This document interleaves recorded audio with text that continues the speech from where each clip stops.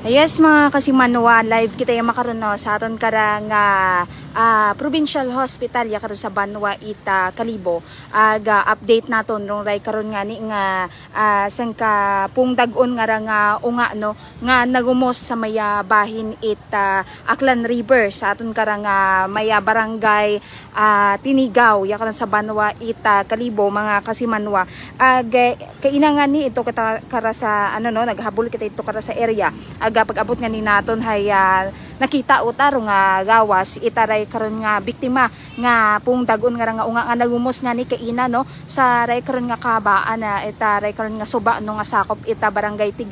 Tinigaw sa Banwa kara ita Kalibo. So after nga makita ro nga nakarang gawas itaray karon nga unga hay gindaga imaw sa aton karang provincial hospital pero gindeklara taray mo mga kasimanwa nga dead on arrival ita attending physician. Makaron nga ni nga oras hay presente utang sa morgue ro nga gawas itaray karon nga unga. So kaina mga alas 2 mga ginabubanta sa alas 2:40 nakita gid rong ray karon nga mga alas 2:30 or alas 2:40 nakita rong ray karon nga unga sa tunga-tunga mismo ita suba nakapungko. Sunod sa report nakita imawra sa tunga-tunga ita ray karon nga suba nga nakahapa noroana karang gawas ito kara sa idagom ita tubig mga kasimanwa. So insigida imawra nga gindaga no aga kainangan ikat nakita araana karang gawas no ito kato sa katunganan itray karon nga suba haya gaubutang ani ro ana karang gawas gaub-gaubot agid imaw may mga malapot gutang nga di pa ma-sure itaton karang ano no kapulisan kaya nag-iimbestigar man do aton karang kapulisan kung alin do nagawa nga to nga medyo malapot sa ana karang gawas siguro daton do mga sugod it ana karang mga na inom na no itaray karang nga unga sa nasambitan karang nga suba gin ano utang ani naguwa uta sa ana karang baba ring nga ni gaob utarong ray karon nga biktima nga unga mga kasimanwa. So nagresponde nga ni na karon sa aton nga lugar do aton karang mga taga Katapo it PDRMO aton karang BFP Kalibo aton karang MDRMO Kalibo agrebat pa naton ka mga rescuers kapinggid do aton kara nga Katapo ita kapulisan no nagaresponde man ina karon sa lugar sa ray karon nga ni nga natabo nga insidente. So base nga ni kaina kay Sir Jmar Moises no investigador itray karon nga insidente mga kasimanwa iro yun nga ni gindeklara utang ani nga dead on arrival ya karon sa provincial hospital rong ray karon nga pung dag-on nga unga makaron hay presente gon nga gindaga sa morgue rong nga gawas itaray karon nga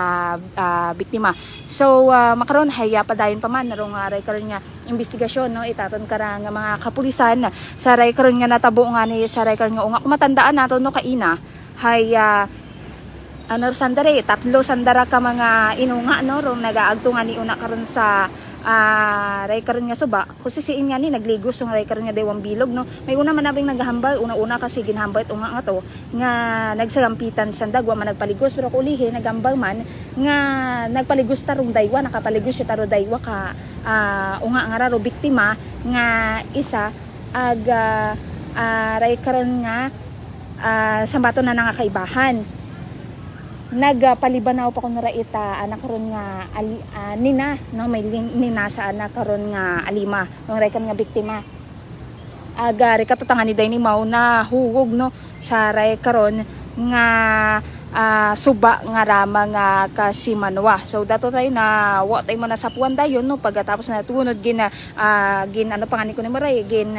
ray karon gintinguhaan pa imo nga buligan itry karon nga anang kaibahan o galing nga ni mga kasimanwa hay sa kadagumon ita tubig na karon sa lugar hay nagumos kita don raya kara nga unga aga ginasugid nga ni ro kadagumon itry karon nga suba hay 12 feet ara mga kasimanwa no ano pa natawag kara gubog parong tubig nga ni medyo nabuhayan no aton kara nga mga Katapo no ita mga rescuers no ita pag-usoy sa gawas ita ray karon nga biktima. Maswerte nga ni kunta no nga nakita mata ro ngawas si taray karon nga ugaling hay ro masubo hay binawian giday mora ita kabuhi kaya gaubot ang ani rong ray karon nga masapuan nga nakahapa sa tunga itaray karon nga nasambitan nga suba una karon sa Maya Aklan River sa aton karang barangay Tinigaw sa Banwa Kara ita Kalibo. So rin no mga kasimanwa, aton karang update maghalinya kara sa aton karang provincial hospital sa raya nga ni karang natabo nga pagkagunod itray karon nga pung dag-on nga nga ginkilaga nga ni kaya Given Grace Laroten no nga taga Estancia Kalibo mga kasimanwa. So raya ro aton karang may atod nga balitaan magali kara sa aton nga area of responsibility para sa patas agmay tagipusong pagpanerbisyo publiko with kasimanwang Vanessa Jane Paderes. Ako man si kasimanwang Janeline Ganot Energy FM Kalibo, kasimanwa ko palangga ko.